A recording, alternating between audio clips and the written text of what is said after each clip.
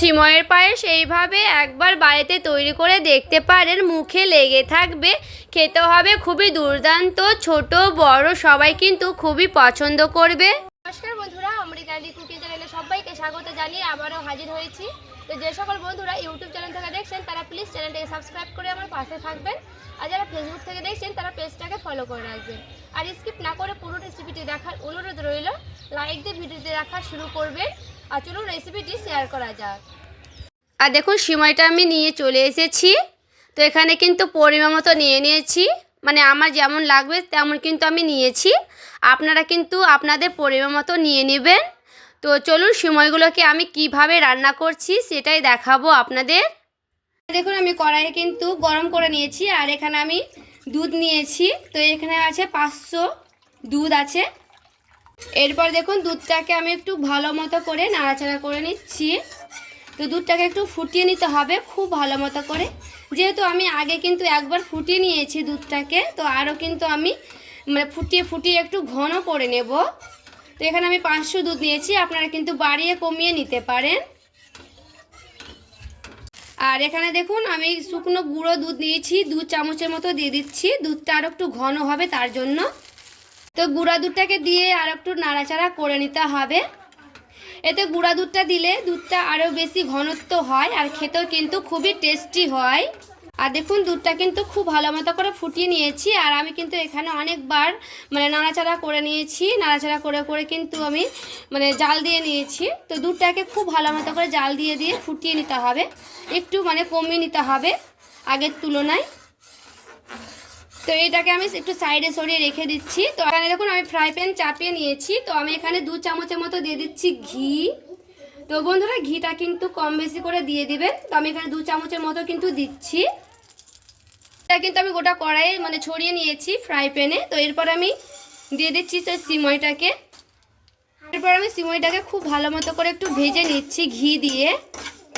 তো দেখুন একটু ভালো মতো করে একটু নাড়াচাড়া করে নিচ্ছি। আর দেখুন 2-1 মিনিট কিন্তু আমি ভেজে নিয়েছি, আর বেশি কিন্তু ভাজা লাগবে না। আর দেখুন ভাজা হতে হতে দেখুন ঘিটা কিন্তু পুরোপুরিভাবে বেরিয়ে গেছে, যেহেতু এটা ভাজা সিমই ছিল, ঘিয়ে ভাজাই সিমই ছিল। তো আমি আর একটু ঘি দিয়ে কিন্তু ভেজে নিয়েছি, এতে করে খেতে আরও টেস্টি হবে। তো আমার কিন্তু এই ভাজা হয়ে গেছে, আর কিন্তু আমি ভাজবো না, এটাকে আমি নামিয়ে নিচ্ছি। তো সিমইটাকে নামিয়ে নিয়েছি। তো আমি আবারও ফ্রাই প্যানটা নিয়ে চলে এসেছি, আর ফ্রাই প্যানটা কিন্তু আমি ধুবো না। এখানে আমি নিয়ে নিচ্ছি হাফ বাটি চিনি। তো মিষ্টিটা আপনারা পছন্দ মতো কিন্তু দিয়ে দিবেন, কম বেশিটা করে নেবেন চিনি।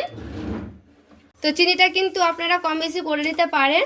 আর এখানে দেখুন আমি একটু ছড়িয়ে নিলাম, এটা আমি ক্যারামেল করব তার জন্য। তো গ্যাসের আঁচটাকে কিন্তু কমিয়ে নিয়েছি। এখানে কিন্তু গ্যাসের আঁচটা বেশি দেওয়া যাবে না, কারণ চিনি কিন্তু পুড়ে যাবে তল থেকে, তখন ওপরগুলো কিন্তু হবে না। তো আমি একটু ছড়িয়ে নিলাম এইভাবে, তারপরে কিন্তু খুব ভালো মতো করে গলিয়ে নেব। গ্যাসের আঁচটা কিন্তু কমিয়ে নিয়েছি। আর দেখুন বন্ধুরা আস্তে আস্তে দেখুন চিনিগুলো কিন্তু গলতে শুরু করেছে তল থেকে। তো এই পর্যায়ে কিন্তু অনবরত নাড়তে হবে, এখানে কিন্তু থামলে চলবে না, নাহলে কিন্তু তলে পুড়ে যাবে, তো ওপরটা সাদা হয়েই থেকে যাবে। তো আমি কিন্তু এখানে অনবরত নিচ ওপর করে দিচ্ছি খুব সুন্দর করে।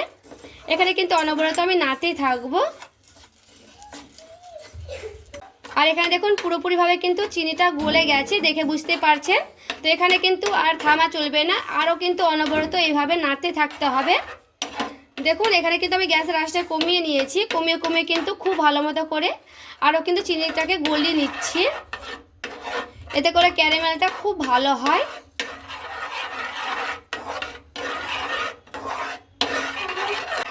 আর দেখুন বন্ধুরা আস্তে আস্তে কিন্তু চিনির কালারটা দেখুন কি সুন্দর হয়ে আসছে, এতে করে আমি কিন্তু এখানে অনবরত নাড়তেই ছিলাম। আর কালারটা কিন্তু খুব ভালো মতো করে নিয়ে চলে আসতে হবে, কালারটা যেন চলে আসে এইভাবে কিন্তু নাড়তেই হবে।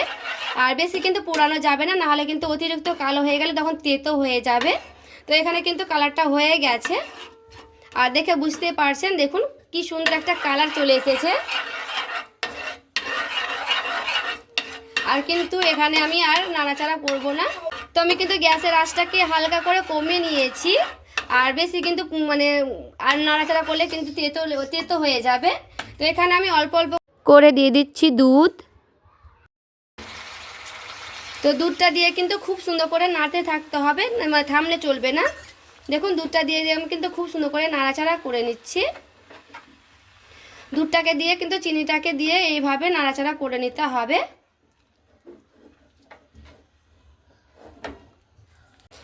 আর এইভাবে দেখুন দুধটার সঙ্গে আর ক্যারামেলটার সঙ্গে কিন্তু আমি খুব ভালো মতো করে এইভাবে মিশিয়ে নিচ্ছি। এতে করে কিন্তু চিনির ক্যারামেলটা পুরোপুরিভাবে গলে যাবে। দুধ দিয়ে কিন্তু এরকম একটু গোটা বেঁধে যাবে, তো কোনো অসুবিধা নেই। এইভাবে দুধটাকে দিয়ে এইভাবে অনবরত নাড়তে নাড়তে কিন্তু গলে যাবে। আর এইদিকে দেখুন বন্ধুরা, আমি দুধটাকে খুব ভালো মতো করে কিন্তু ফুটিয়ে নিয়েছি। আর দেখুন আমি নাড়তে নাড়তে কিন্তু একেবারে দুধটাকে অল্প করে নিয়েছি, মানে কমিয়ে নিয়েছি। এরপরে দেখুন সেই সিমইগুলোকে আমি দিয়ে দিচ্ছি। এরপরে সিমইটাকে দিয়ে খুব ভালো মতো করে একটু নাড়াচাড়া করে নিচ্ছি।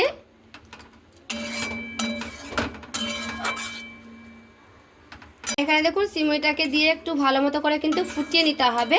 এতে করে সিমইগুলো কিন্তু খুব সুন্দর করে সেদ্ধ হয়ে যাবে। আর দেখে কিন্তু বুঝতেই পারছেন, এখানে কিন্তু আমি দিয়ে 2-3 মিনিট খুব সুন্দর করে কিন্তু ফুটিয়ে নিয়েছি। আর এখানে কিন্তু আমি 2-1 একটু নাড়াচাড়া করে নিয়েছিলাম। অল্প পরিমাণে দিয়ে দিচ্ছি চিনি মিষ্টির জন্য। মিষ্টিটা কিন্তু নিজেদের পছন্দ মতো দিয়ে দিবেন। তো চিনিটা দিয়ে একটু নাড়াচাড়া করে নিচ্ছি। এরপরে সেই ক্যারামেলটা করে রেখেছিলাম যেটা, ওই ক্যারামেলটা কিন্তু দিয়ে দিচ্ছি। আর দেখুন খুব সুন্দর করে কিন্তু ক্যারামেলটা করে নিয়েছিলাম। এরপরে ক্যারামেলটাকে দিয়ে একটু নাড়াচাড়া করে নিচ্ছি। এতে কিন্তু কালারটা খুবই সুন্দর আসে। আর দেখে বুঝতেই পারছেন কতটা সুন্দর কালারটা আসছে। এতে করে ঠান্ডা হয়ে গেলে কিন্তু আরও বেশি কালারটা সুন্দর আসবে।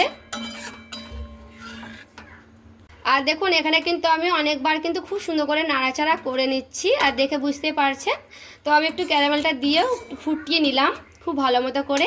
দেখুন আমি গ্যাসের আঁচটাকে একটু কমিয়ে মানে বন্ধ করে দেব।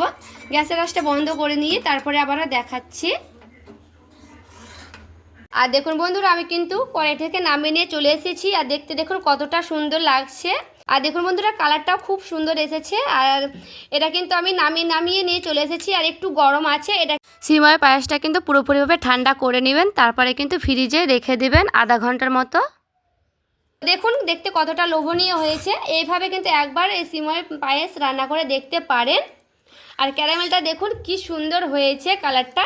তো উপর থেকে কিন্তু পেস্তা বাদাম ছড়িয়ে দিতে পারেন, এতে করে খেতে দারুণ হয়। কিশমিশও দিতে পারবেন। তো সিমইয়ের পায়েস এইভাবে একবার হলেও ট্রাই করে দেখতে পারেন বন্ধুরা, খেতে কিন্তু দারুণ হয়। তো আজকের এই আমার সিমইয়ের পায়েসটা কেমন লেগেছে আপনাদের অবশ্যই আমায় কমেন্ট করে জানাতে ভুলবেন না। তো ভালো লেগে থাকলে প্লিজ একটি লাইক করবেন, চ্যানেলটাকে সাবস্ক্রাইব করে আমার পাশেই থাকবেন।